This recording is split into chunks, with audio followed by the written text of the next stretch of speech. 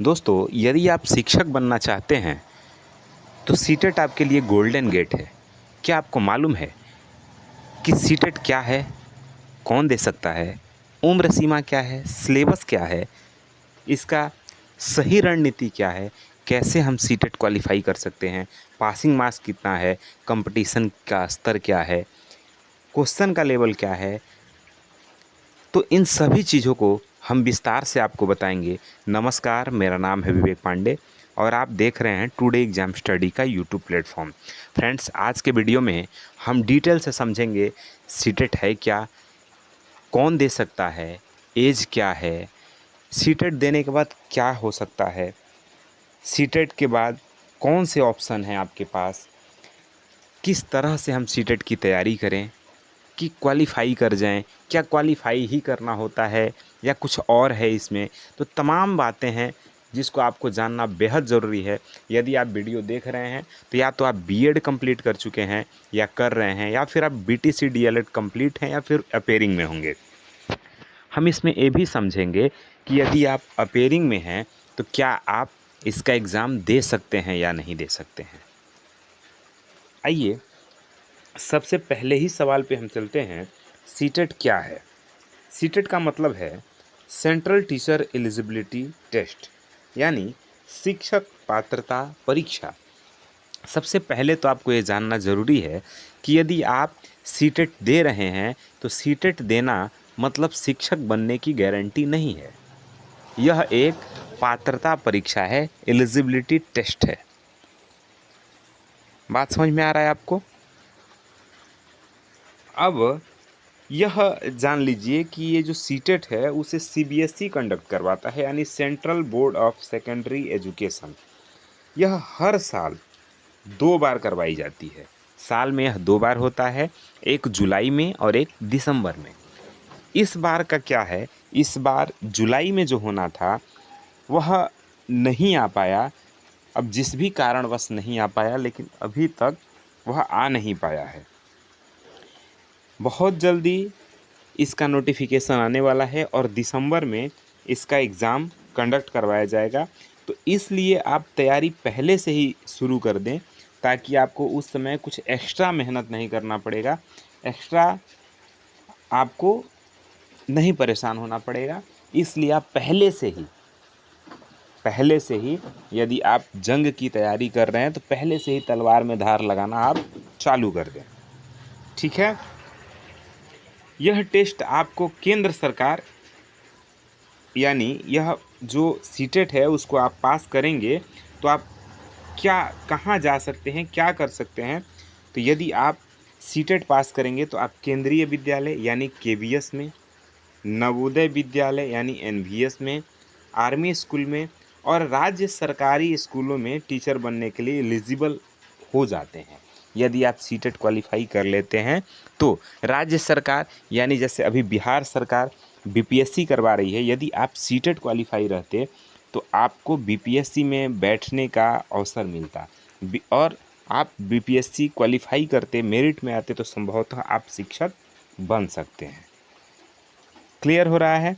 अभी यूपी में उत्तर प्रदेश सरकार सुपर टेट करवाएगी, तो सुपर टेट आप तभी दे सकते हैं जब आप सीटेट या यूपी टेट क्वालिफाई हों। तो बात समझ में आ रहा है? यानी सरकारी, अब तो ऐसा नियम है कि सरकारी या निजी किसी भी संस्थान में यदि आपको शिक्षण कार्य करना है तो पात्रता परीक्षा होना आपके पास अनिवार्य है। बिना इसके आप कहीं भी शैक्षणिक कार्य नहीं कर सकते। इसका सर्टिफिकेट कब तक वैलिड है?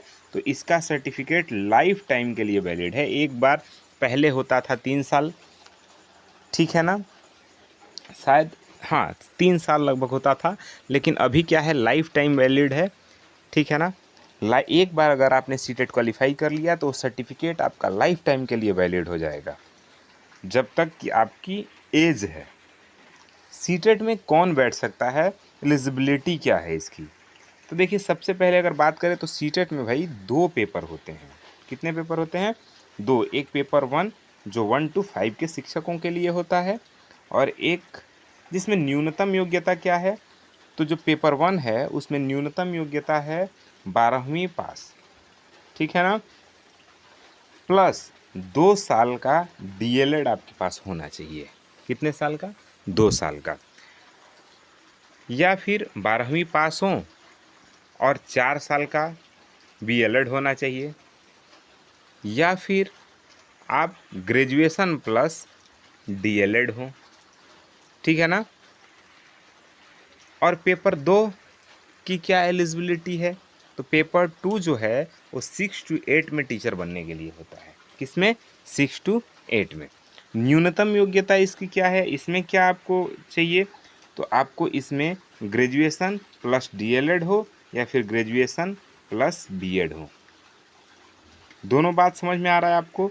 या फिर आप 12वीं किए हों और 4 साल का या तो बीएलएड हो या फिर बीएड हो, ठीक है ना। या देखिए 12वीं आप किए हों, 4 साल का या बीएलएड हो या फिर बीए बीएड हो या फिर बीएससी बीएड हो, ठीक है ना। कुल मिला के पेपर 2 आप वही दे सकता है जो ग्रेजुएट हो प्लस में बीएड हो या फिर डीएलएड हो या फिर बीटीसी हो, ठीक है ना। आगे बढ़िए। आप चाहें तो दोनों ही पेपर दे सकते हैं यदि आप एलिजिबल हैं तो, यानी आप ग्रेजुएट हैं और डीएलएड या बीटीसी किए हैं तो आप दोनों पेपर दे सकते हैं। यदि आपने बीएड किया है तो सिर्फ एक पेपर 6 to 8 का दे सकते हैं, ठीक है ना। चलिए एग्ज़ाम का पैटर्न क्या है? तो देखिए कुल 150 नंबर का पेपर होता है और 150 मिनट का, यानी 150 क्वेश्चन 150 मिनट, जिसमें चाइल्ड डेवलपमेंट एंड पेडागोजी आता है 30 नंबर का। कितने नंबर का? 30। लैंग्वेज 1 30 नंबर का, लैंग्वेज 2 30 नंबर का, मैथमेटिक्स 30 नंबर का, और जो ईवीएस है वो भी आता है 30 नंबर का। इस तरह कुल 150 क्वेश्चन हुए। आगे बात करेंगे हम कि पासिंग मार्क्स कितना चाहिए, क्वालिफाइंग मार्क्स कितना चाहिए। पेपर 2 में भी same, child development and pedagogy 30 number, language 1 30 number, language 2 30 number, और यदि आप साइंस से हैं, साइंस बैकग्राउंड से हैं तो मैथमेटिक्स और साइंस, यदि आप आर्ट बैकग्राउंड से हैं तो सोशल साइंस यानी सोशल स्टडीज, ठीक है ना। इतनी बात समझ में आ गई आपको? इसमें नो निगेटिव मार्किंग यानी कोई भी निगेटिव मार्किंग नहीं होती है, इसलिए आप 150 क्वेश्चन को अटैम्प्ट कर सकते हैं। एग्ज़ाम ऑनलाइन सीबीटी मोड में होता था, लेकिन अभी यह ऑफलाइन में हो रहा है, ठीक है ना। अभी यह ऑफलाइन में हो रहा है तो कोई समस्या आपको नहीं है, यानी पेपर पेन ओएमआर भरना है आपको, ठीक है ना।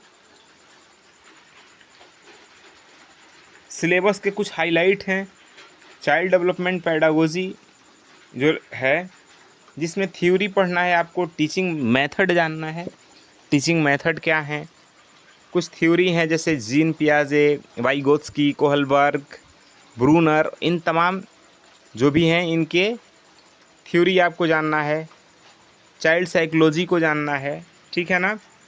लैंग्वेज 1 और 2 में ग्रामर जानना है, कम्प्रीहेंशन जानना है, पेडागोजी उसका जानना है, पेडागोजी ऑफ लैंग्वेज लर्निंग को समझना है, ठीक है ना।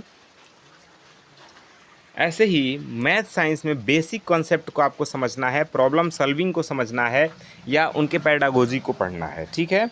एक कुछ महत्वपूर्ण टॉपिक हैं जैसे ईवीएस में या सोशल स्टडी में, ठीक है, हिस्ट्री वगैरह, आपको ज्योग्राफी, इन सब के कॉन्सेप्ट को समझना है और इनके टीचिंग एप्टीट्यूड को समझना है, यानी शिक्षण अभिरुचि, ठीक है ना। शिक्षण जो भी शिक्षण टीचिंग मेथड है उसको समझना है। सीटेट पास करने का क्राइटेरिया क्या है? तो जनरल कैटेगरी में आप हैं, यदि जनरल कैटेगरी में हैं तो 60% नंबर चाहिए, यानी 150 में आपको 90 नंबर चाहिए। यदि ओबीसी, एससी और एसटी हैं तो 55% आपको नंबर चाहिए, यानी 150 में 82 नंबर चाहिए, ठीक है ना। 150 में कितना चाहिए? 82 नंबर आपको चाहिए। पास होने के बाद आपको सीटेट सर्टिफिकेट मिल जाता है। यदि आप पास होते हैं तो डिजी लॉकर पे सीटेट का सर्टिफिकेट आपको मिल जाता है जो लाइफ टाइम के लिए वैलिड रहता है।